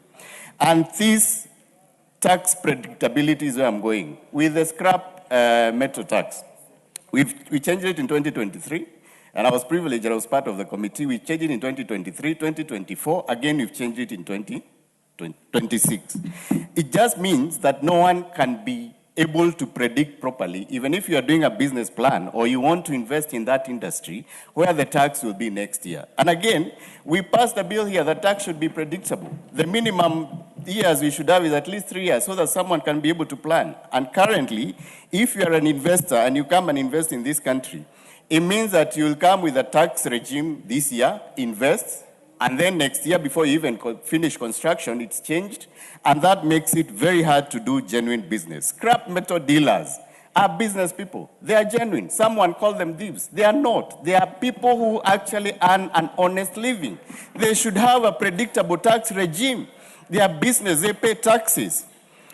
We've also introduced withholding tax on dividends from for Honorable member for. And I think, please. Honorable member for Keses, point of information has to be accepted. Honorable Manyora, do you want to be informed? You said point of information. Honorable Ruto.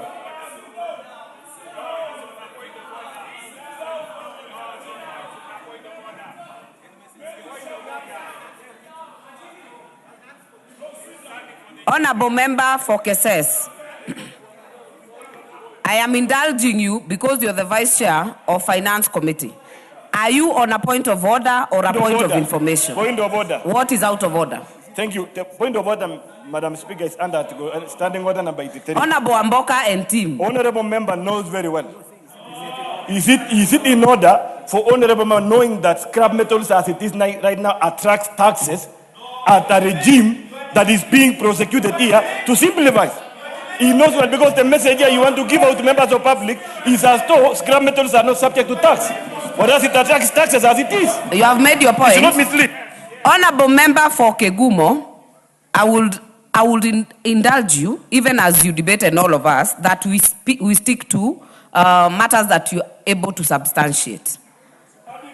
But it's in the bill, Madam Speaker. Yes, I am hearing you. Yeah. I am hearing you, but I want you to stick to matters that you can substantiate without misleading not just the House. How did I mislead the House, Madam Speaker? But the country. So, what Honorable Vice Chair has raised, could you respond to that? You know, there is a proposal on inputting 5% withholding tax on dividends for EAC citizens. Is that true or not? So, what I'm saying is, Kenyans are the biggest investors in East African countries. What will happen if the countries decide to reciprocate and they give us a bigger tax? what will happen to our investors? Our banks are all over the African continent. So I think some of these tax measures have not been looked at critically so that we protect our Kenyan investors. And Madam Speaker, I think as much as we try and contribute, this interruption interferes with the thought. And I honestly respect Honorable Ruto, but you must protect other speakers from this kind of shenanigans. We are here on very serious business of rejecting... Order, Honorable Member for Kegumo.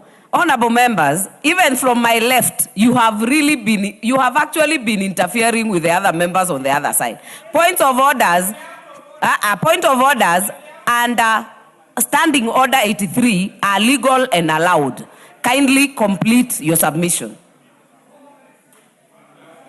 Thank you, Madam Speaker. We've been very disciplined. And I wanted to say that we are here on very important business of discussing and making sure that as a House, we reject this punitive finance bill.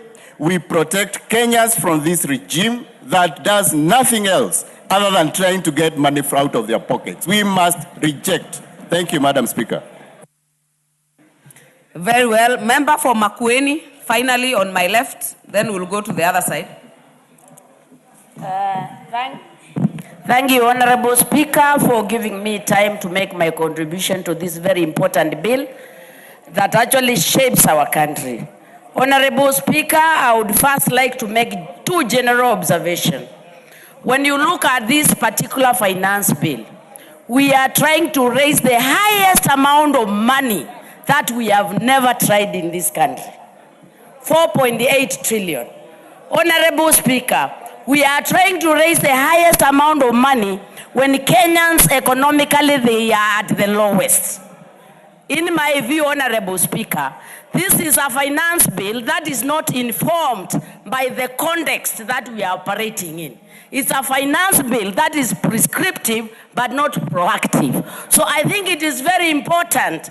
Anytime we draw a finance bill, we are not trying a finance bill for Tanzania, we are doing a finance bill for Kenya, and we must be informed by prevailing economic situations and the livelihoods of our people. My second observation, Honorable Speaker, is that the entire finance bill, you realize that it is based on a capacity that we do not have on this country. When you have a finance bill that is going to have 1.1 trillion deficit, already shows you are chewing more than what we can actually consume. And generally, that is twinning Kenyans for no apparent reason. What is out of order? And we should actually work. Order, members. What is out of order? Honorable Makilap. Yes. Honorable Makilap. What is out of order? Madam Speaker, I rise under Standing Order number 83. Is it in order for the honorable member to mislead this House that this finance bill is trying to raise 4.7 billion, Madam Speaker? That is a budget of the country. The finance bill is trying to raise 98 billion, not 4.7 billion, Madam Speaker. So she is misleading the House, Madam Speaker. You made your point, Honorable Member for Makwiny. Give Member for Makwiny the mic. I think I'm very accurate, Honorable Speaker, because the money we are trying to raise in this finance bill, total cost is 4.8. No, there is the other bit, but I'm trying to divide them accordingly. Honorable Speaker, I need to be protected.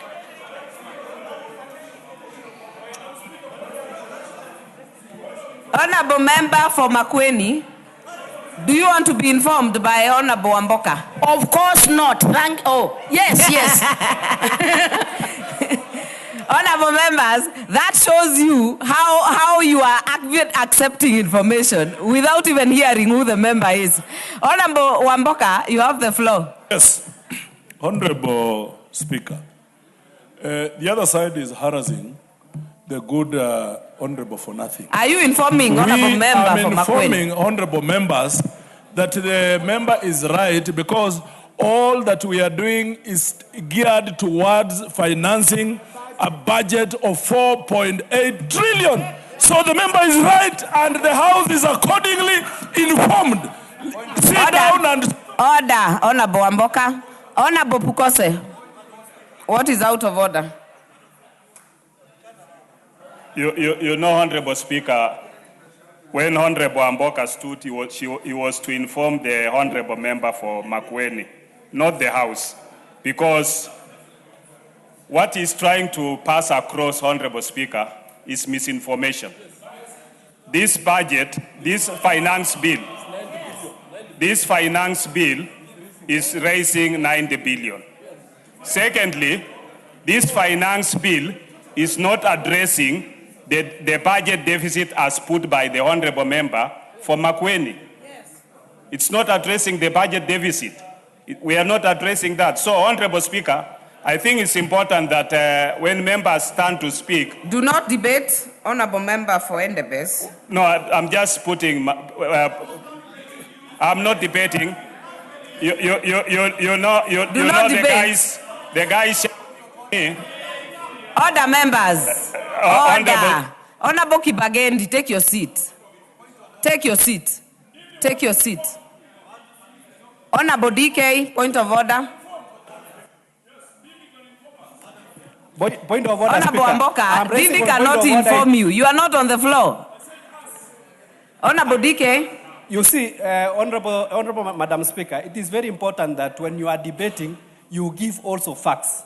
And if you are giving falsehoods, you need to substantiate. What is out of order? What is out of order? The member is alleging that this finance bill is raising 4.8 trillion. You know very well, even the revenue we are trying to raise in this country is around 3.6 trillion, and the others is through debt. So this finance bill is only raising 98.5 billion. Order. Honorable members, Honorable members, I know we have very many views about so many issues, but I beg you, because there is a member on the floor, she has accepted to be informed by Honorable Amboka, but Honorable Amboka actually said exactly what Honorable Susan said. You actually repeated what she had said. So, honorable members, allow me to give the member for Makwiny, because she was on the floor. Honorable members, I will give honorable member for Makwiny to make her submission, considering the standing orders, honorable member, statements of facts. Let us be careful in what you say, not to mislead not just this house, but the country. Honorable member for Makwiny, make your submission. Thank you, Honorable Speaker. I am very happy that you are listening to me. The way you are listening to me, it means I'm making a point. And in summary, my point, Honorable Speaker, is very simple. Any finance bill must be contextualized. And the contextualization means must be do analysis to deal with the issue in the prevailing changing economic situation. In this particular case, I'm saying we have a very ambitious finance bill that requires so much money when we are dealing with a country where the citizens are economically at their lowest. That is my very point. As for the figures, you can actually fill in the space. Honorable Speaker, to my second point, Honorable Speaker, to my second point, I said this. You know, anytime we try to raise money, even at a family level, you must look at the capacity of your people in raising, yes. Honorable member for Makwiny, by forfeiting your remaining 1 minute. How can I have 1 minute? You are to be informed by member for Kiharu. Yes, but Honorable Speaker, it's not 1 minute. You have accepted the information. Member for Kiharu. Yes. Honorable Speaker, thank you very much for giving me a chance to put more information on what the member has stated. And first of all, I want to request all members here that no one is a repository or a depository of facts in this house. we all have different views. Because as the member has put it very clearly, we have a budget of 4.8 trillion shillings. On the revenue side, there is ordinary revenue, there is A&A, there is grant, and there is, Honorable Speaker, the deficit. And it is only a deficit based on this House passing, Honorable Speaker. As we debate this finance bill, Honorable Speaker, members can actually come up with innovative ideas on how to raise more revenue, on how to raise more A&A, so that there is actually no deficit. So the entire amount we are dealing with is actually 4.8 trillion Kenya shillings, Honorable Speaker. And it is important for the members who are near me that we also respect the views of all members. Because the member from makwiny is actually making a very credible claim. Order, Dende Nyoro, you have made your point. You have made your point, and the reason I've allowed Honorable Susan to make her point is because I am inclined to let as many of you speak, because we are here for that. We are here for that debate. So, honorable members, because my screen is still full, if we agree to keep it short, so many of you will have time to speak. Member for makwiny, kindly complete your submission. Thank you, Honorable Speaker. The second point is based on the VAT on digital financial platforms. That is the Fulisas and all that. You see that when we have VAT on these financial platforms, most of the poor people access money from these platforms. They are not even included in the form of banks. So raising money on this financial platform is denying our people, the very poor, access to financial services. Honorable Speaker, no country that is serious and denies money to the very poor. Bearing in mind, since the Kenya Kwanza government came into power, they did away with the Women Enterprise Fund, Youth Fund, ASLA Fund, so the local people have no money to access. Now you are adding injury by now wanting to add VAT on financial services, meaning the poor will have no access to financial services. This is seriously suffocating the economy. Honorable Speaker, I have not heard anything significantly and explicit. Your time is up, member for makwiny. Honorable members, before I give the next person on the floor, allow me to recognize in our gallery today, Siwot girls, I think senior school, from Kuresoi South, seated in the speaker's gallery, from Nakuru County. On behalf of myself and the House, and of course your Member of Parliament, Honorable Tanui from my county, we welcome you to the House to observe the proceedings of this House. The next chance will go to the Member for Marsabit, Honorable Naomi Wako.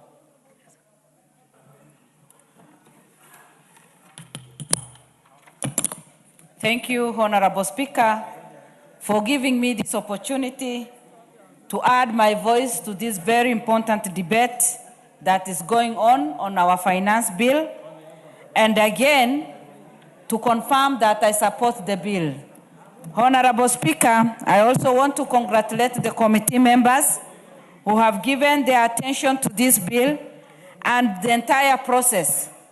I was going through the report, Honorable Speaker, and what encouraged me most is the recommendation made by the committee members. Honorable Speaker, the committee members have suggested that we retain the strategic zero-rated VAT status for green energy items like locally assembled mobile phones and agricultural inputs. This will directly benefit all our business people who invest in this and who will continue investing in this and increase their businesses and their income.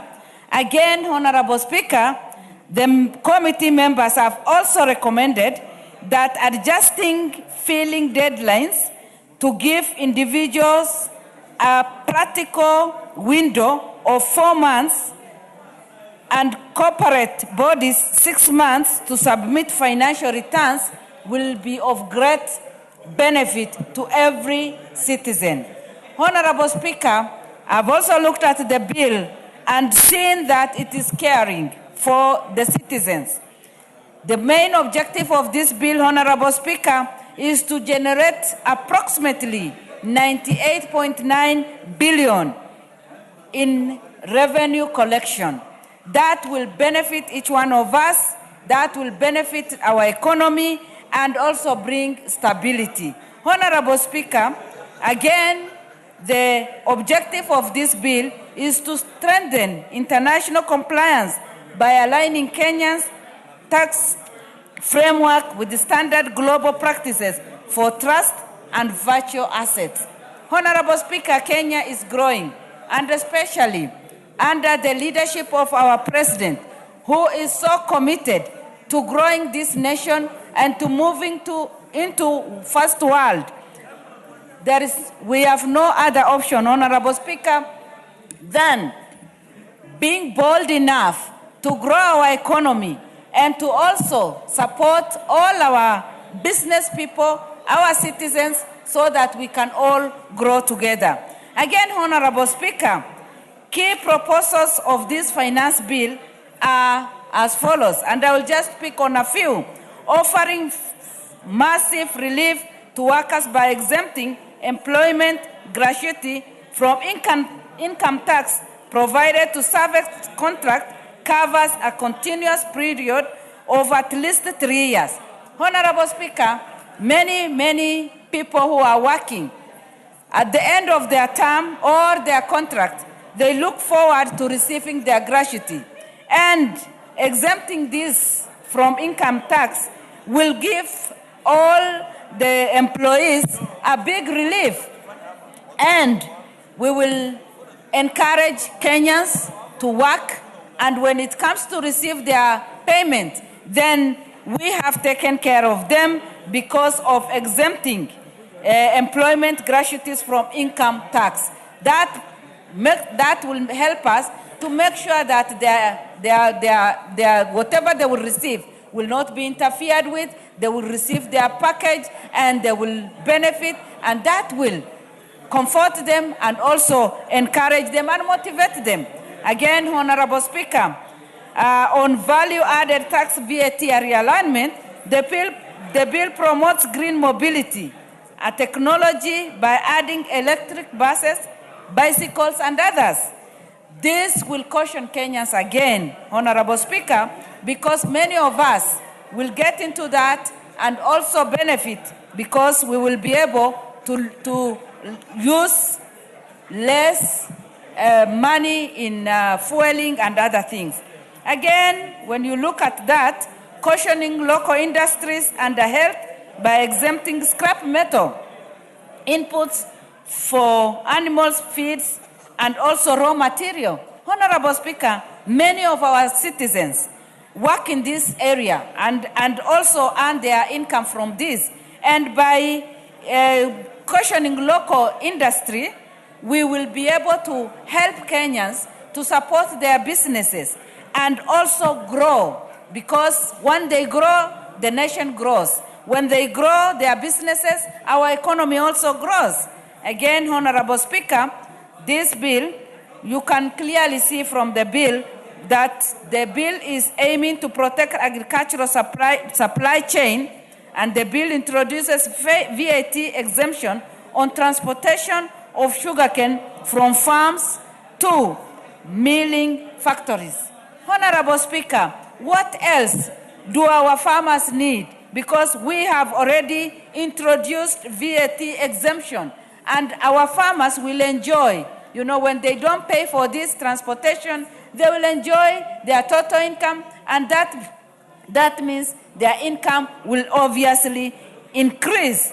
Honorable Speaker, I have also looked at the bill, and what I have observed is many Kenyans are happy with the bill because we have increased education funding. The education sector is one of the main beneficiaries. We want our education sector to be stable. We want our young people to be future leaders, and that is why our government is investing a lot in education sector. And many Kenyans are happy with what we have, with what the bill is already proposing. Again, we have increased help scholarship funding, and many learners, many of our students are excited about this and looking forward to benefit so that they can get what it means, so that they can educate themselves and also lead this country in future. Again, Honorable Speaker, conversion of interns, 20,000 teachers to permanent and pensionable is what has benefited many families and what many Kenyans are looking forward to. By doing that, the government has stabilized and has helped the teachers who have always been interns and who will join the interns, but at the end of the day will be put on permanent and pensionable.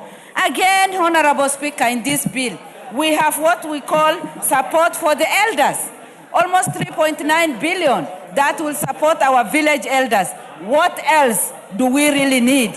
And with those few remarks, I support the bill, and it is my prayer that we will all support and Kenyans will at the end of the day benefit and we will transform the country. Thank you, Honorable Speaker. Member for Ugenya. Thank you so much, Mr. Speaker. Mr. Speaker, this, Madam Speaker, this is not the first and the last finance bill. In fact, Madam Speaker, we have more than 60 finance acts in operation today. And that's why it's wrong to say that this finance bill is meant to raise 4.93. It's not. We got finance bill since independence. The only year we didn't have a finance bill was 2024. And so it's wrong for Honorable Ndindi to lie to us that this bill is the only one meant to raise the budget money. It is not true. It doesn't work like that. We have bills, finance acts since 1963, and all of them are resource-raising bills. We need to agree on that. Madam Speaker, number two, this bill has gone through a lot of consultations. There are things that are being said that are not true that must be debunked. Madam Speaker, on phone and telephone purchases, we are reducing tax on telephones from 55% to 25%. Yes. We are simplifying the purchase of phones. The only thing we are saying is that we don't want circumvention.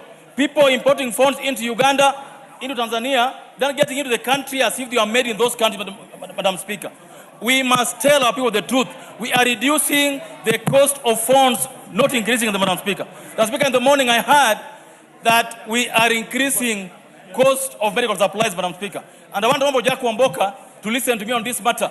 In this bill, we have reduced the cost of bringing in equipment for renal treatment. We are reducing the cost of items that deal with kidney treatment, Mr. Speaker, Madam Speaker. It's important, Madam Speaker, that we also say the truth, Madam Speaker. Madam Speaker, this bill is not only about increasing taxes. It's about making taxation easier, making administration of taxes easier. It makes it easier to collect taxes, Madam Speaker. And so we have to be clear, Madam Speaker, that as we talk about taxation, we also tell the country the truth.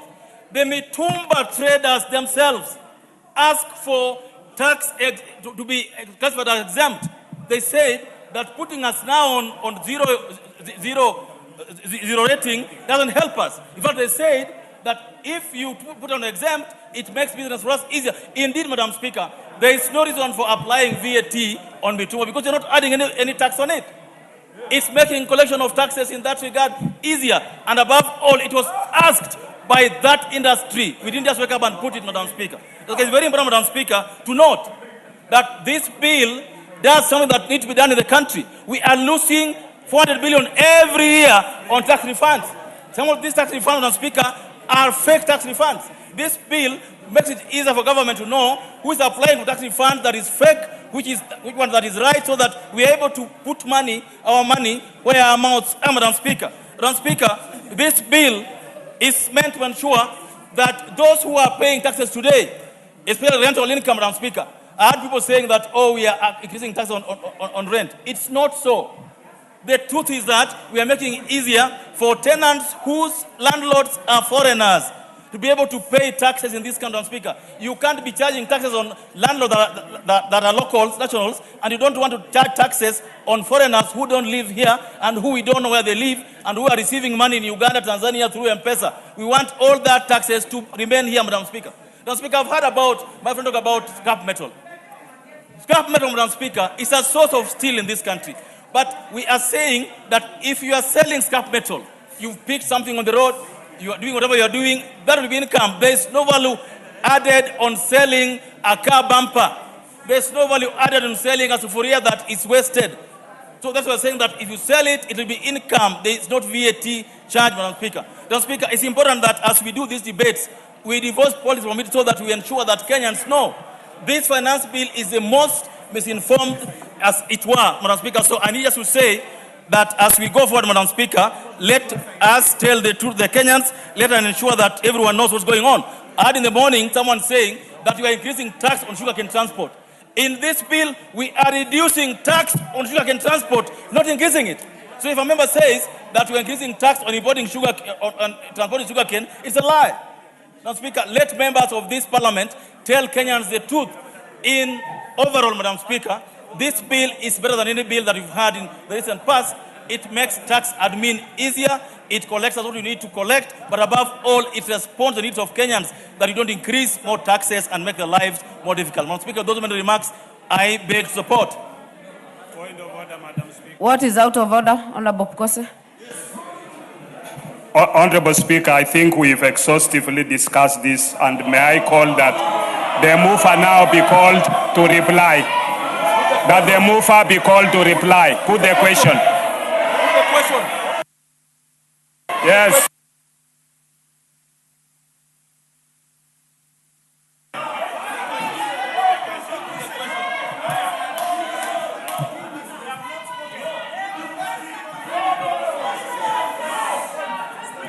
Order.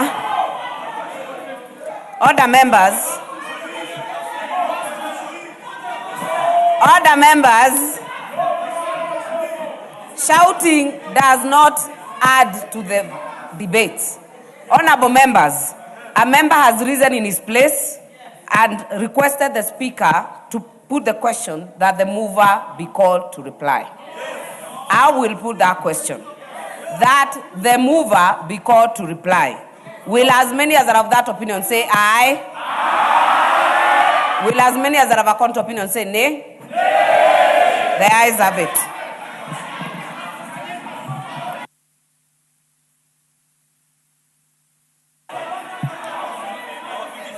Order, members. Order, members. Order, members. Order. Order. Order. Order, members. The question I have put is that the mover be called to reply. You cannot purport to request for division, and if you do, you know the numbers and the threshold. Order, members. The threshold is 30 members, and I do not count 30 members from where I am. I have counted. I have counted. Order, members. I have counted.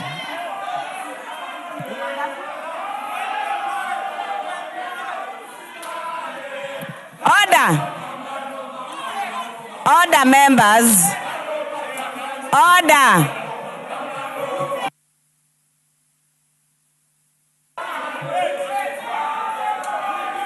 Order, members. Order. The numbers, you are 14 honorable members. You are 14 as it is. Order, members. That debate, that request does not get to the threshold. Mover to reply.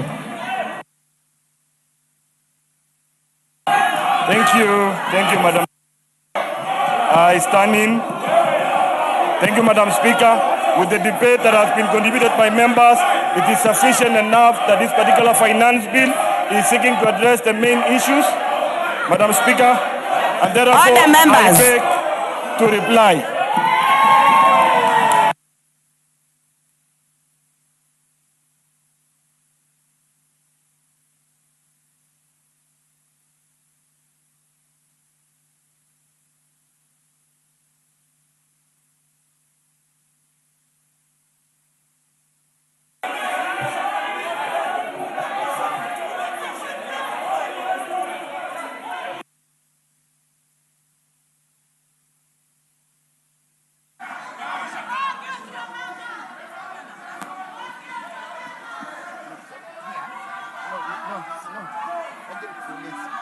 Give me the mic.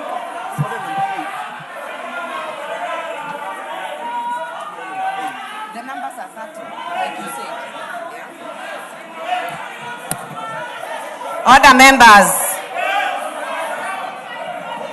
Honorable members. Honorable members. Our standing orders are very clear. The rise for division was defeated because the members on their feet were 14 on a required number of 30.